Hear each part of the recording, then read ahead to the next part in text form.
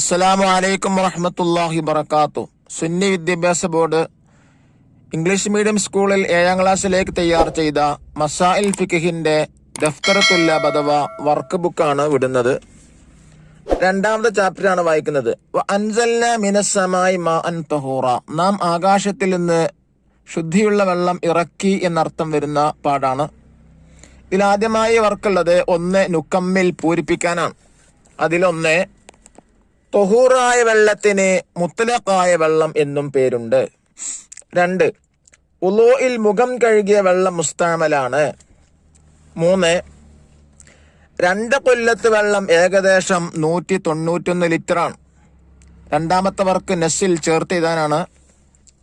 1 Thahir letter B, സ്വയം ശുദ്ധിയുള്ളതും മറ്റൊന്നിനെ ശുദ്ധിയാക്കാൻ കഴിവില്ലാത്തതും.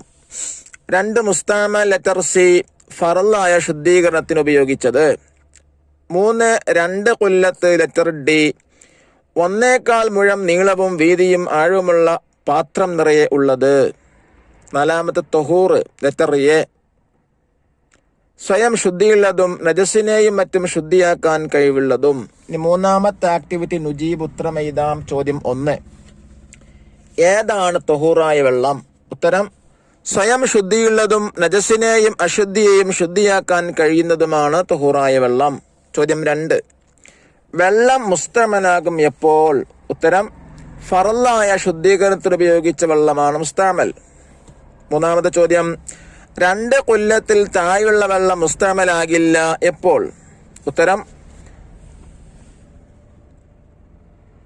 ഇഅ്തിറാഫിന് നിയ്യത്ത് ചെയ്ത് കൈകൊണ്ട് കോരിയെടുത്താൽ അത് മുസ്തഅമലാവുകയില്ല. ചോദ്യം 4, മുസ്തഅമലായ വെള്ളം കലർന്ന വെള്ളം ശുദ്ധീകരണത്തിന് യോഗ്യമല്ല എപ്പോൾ? ഉത്തരം വെള്ളമെന്ന് പറയാൻ പറ്റാത്ത അളവിൽ കലർന്നിട്ടുണ്ടെങ്കിൽ ശുദ്ധീകരണത്തിന് യോഗ്യമല്ല. ചോദ്യം 5, മുസ്തഅമലായ വെള്ളം കലർന്നാൽ പ്രശ്നമില്ല ഏതു വെള്ളത്തിൽ? ഉത്തരം 2 കൊല്ലത്തോ അതിൽ കൂടുതലോ ഉള്ള വെള്ളത്തിൽ മുസ്തഅമലായ വെള്ളം കലർന്നാൽ പ്രശ്നമില്ല.